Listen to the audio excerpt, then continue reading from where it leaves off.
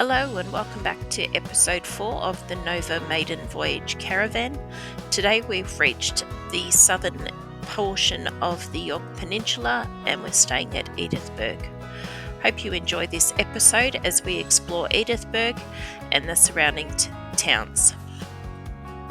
Each day at the caravan park we were met with different bird life. Here you can see the seagulls and also the pelicans who used to come in and get the fish scraps off the fishermen as they clean their fish. Exploring Edithburg, we went to the Edithburg jetty and we also saw some of the mosaic tile walk.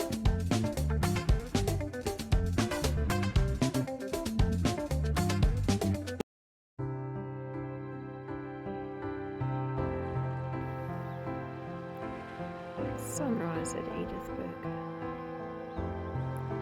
Beautiful sunrise over the water.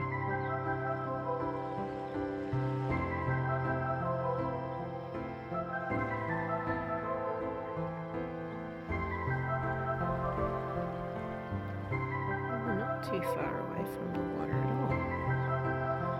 There we are right there.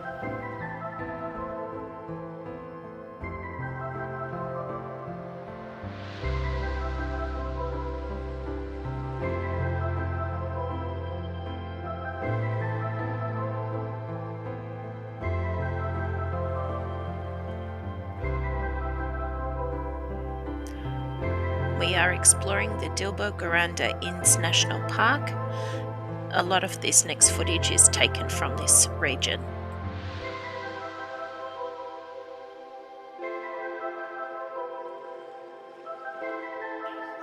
This is one of the beach walks around Marion Bay.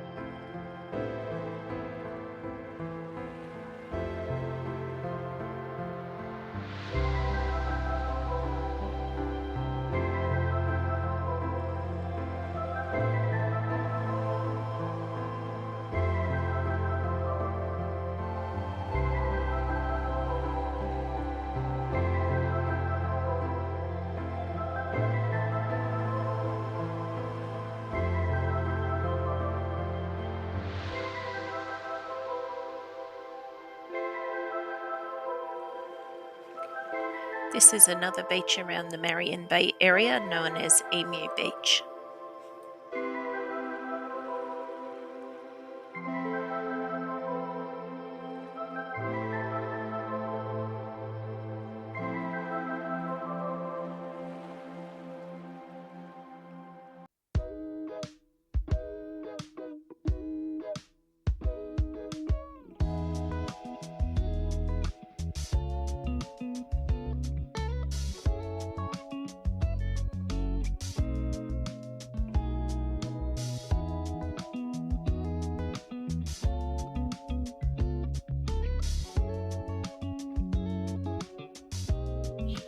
Need to be careful when you drive around the national park. You do see some of the wildlife, and we found these stumpy-tailed lizards.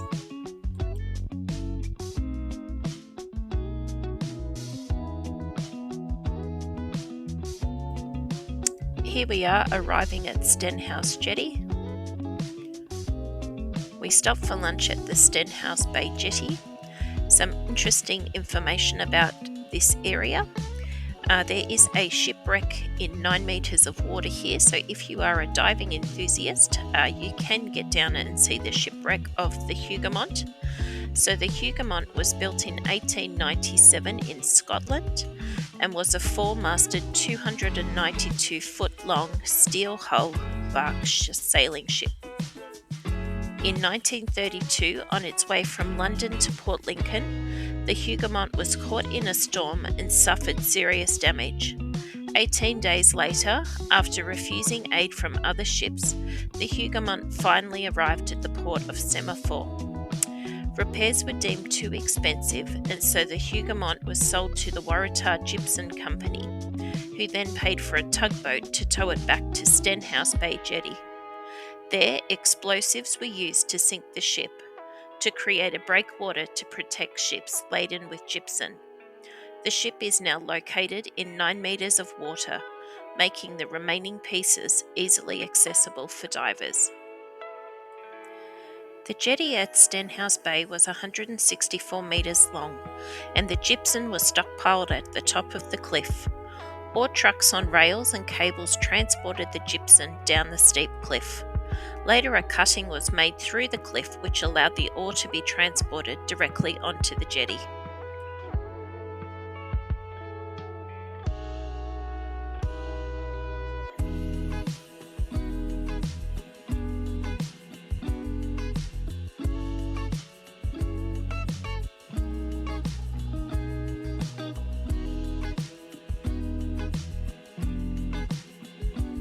We're at the Cape Spence lookout. Over there, there's the Salt Lake.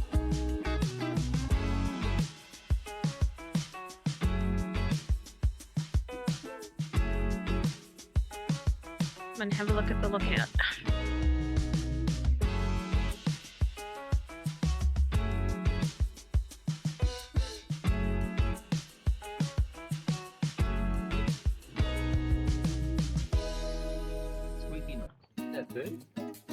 Could be. What?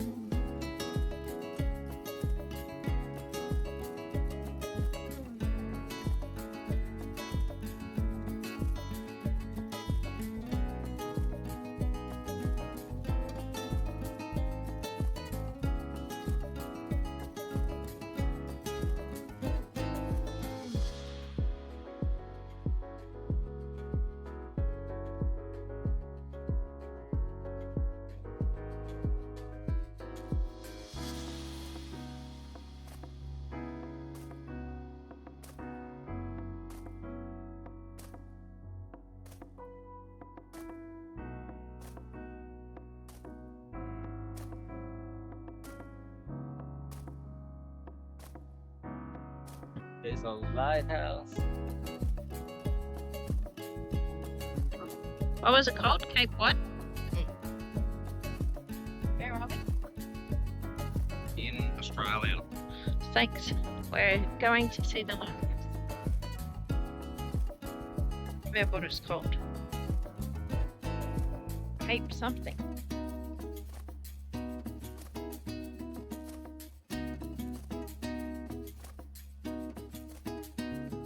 Wonder if there's a reef out there. See where all the water's breaking? No. Must be just out there.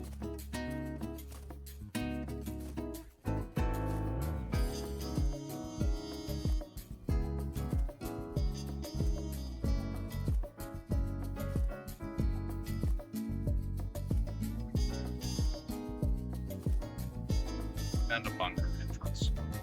It's for electricity. Must be for the lighthouse. Wonder if this works.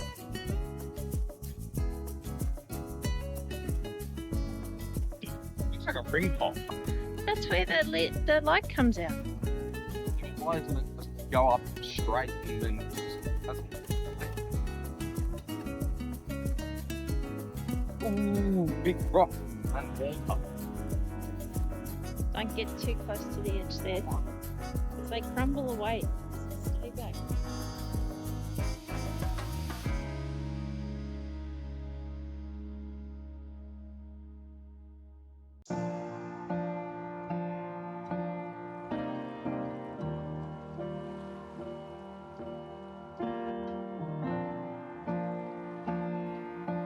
The lighthouse looks over the water known as the Investigator Strait.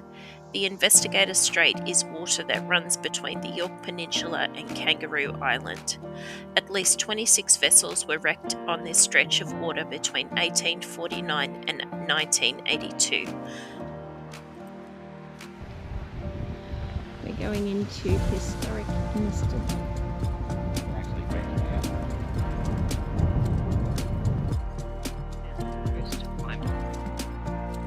Through there's a little lake.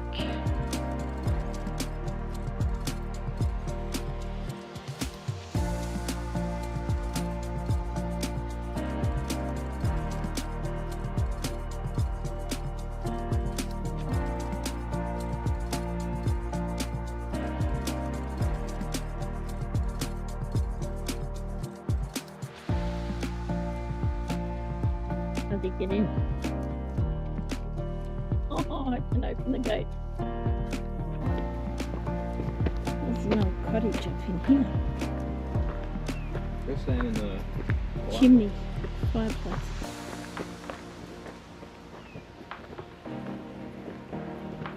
It's funny, it's always the chimney that's left of ruins, isn't it? White sack straw. Weather, I'd say. Reckon? Yeah. It's the sandstone being eaten away. Like we'd be in the house here and there's nothing. I don't This is see. that'd be good. Well, this is the foundation. This is the walls Yeah. here.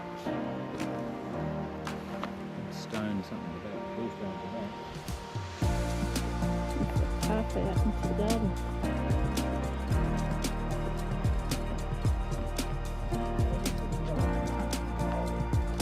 Corrugated iron retaining wall.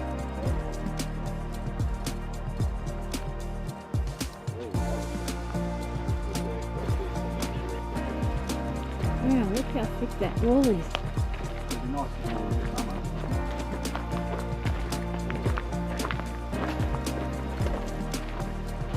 Once it got hot, it'd stay hot. Car. This used to be a car. Nice one at some point. Car or a truck. Still.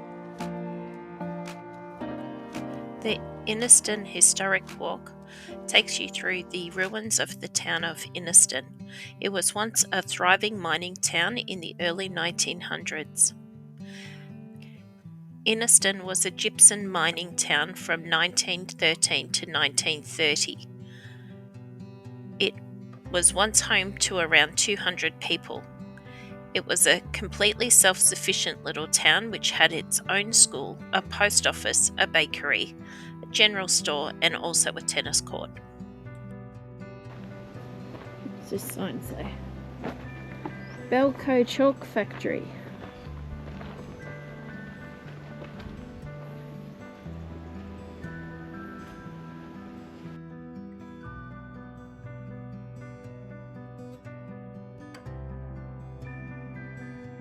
What? We're in the old bakery, and this is the old oven.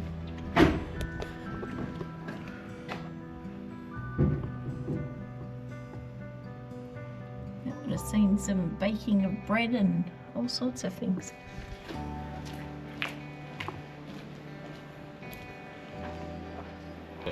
After the bakery. An old water trough here too. Yeah, because people probably used to tie up their horses to a pole or something so they could have a drink. Yeah. And then they would sit down there and have lunch.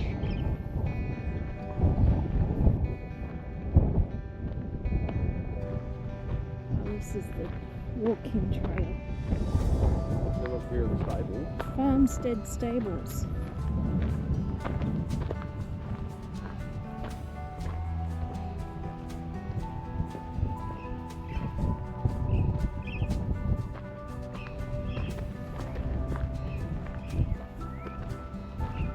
The old farm machinery. Yeah, that's a whole chimney, not destroyed. Well, from the outside.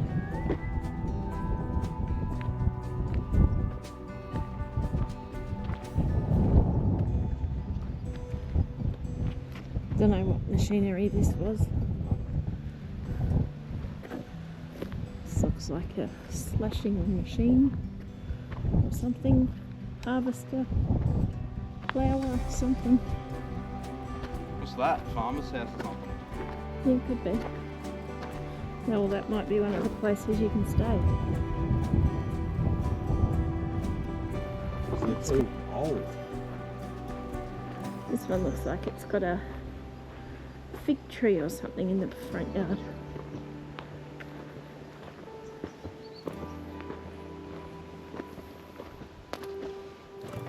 Look at that, the chimney's going. Yeah, I know, I can smell smoke. Maybe these are the ones you can stay at.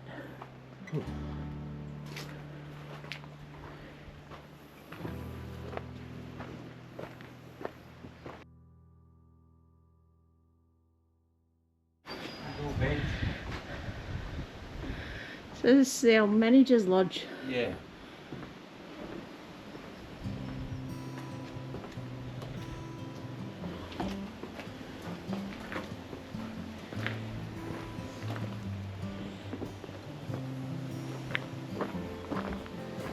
Beautiful view.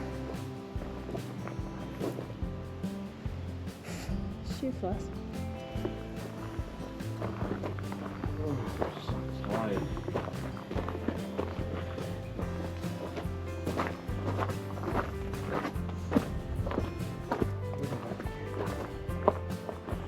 Soon. Can you hear? This is Ethel Beach. Another anchor. Yep. Meant to be shipwrecks around here.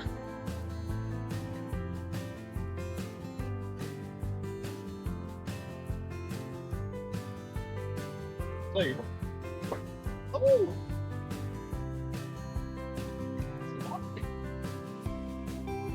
There's some of it down there.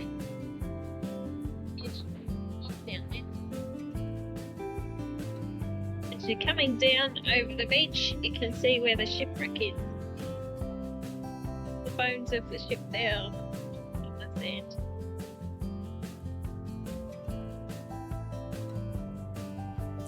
This is the shipwreck of the Ethel. It was travelling from South Africa to the port of Semaphore in 1904 when it was caught at night in a gale-force southwesterly winds.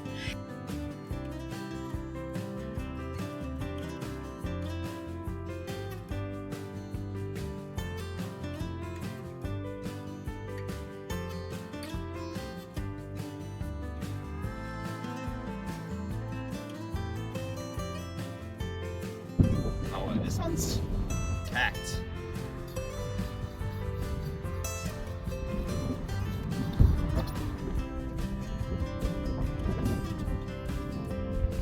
You're gonna fall off. Yes, I am. Now show me how it really works. You gotta do a body twist like this. Good.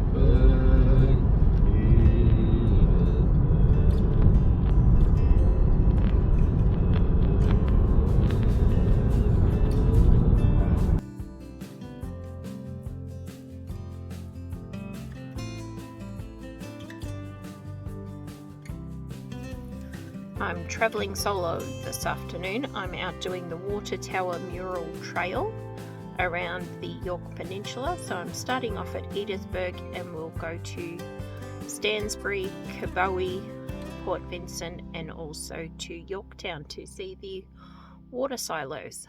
So we'll hopefully get some good footage.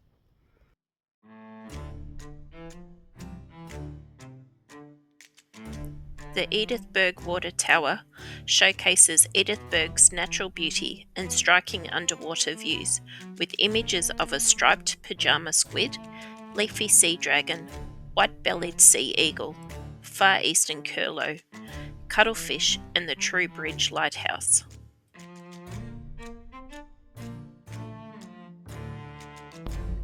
Next stop is the Kabowie Water Tower. The Kabowie water tank features distinctive birdlife and flora found around Kabowie, including the great egret, black swan, royal spoonbill, pelican, Cape Barren goose. On the road again, we're off to Stansbury. The Stansbury Water Tower depicts the notable fauna and natural landscape of Stansbury, including the blue swimmer crabs, a large pelican, bottlenose dolphins, Norfolk Island pines, oysters, ribbonweed, and the iconic jetty and coastline. The Port Vincent Water Tower shows the local history of boating, fishing, beach fun, and family culture. Well, we've made it to Yorktown, so we're just about to see the last silo here. The Yorktown Water Tower celebrates tales of human engagement and farming history in the surrounding area by featuring canola, wheat, bottle brush, a pink lake, historic buildings, and an RFDS aeroplane.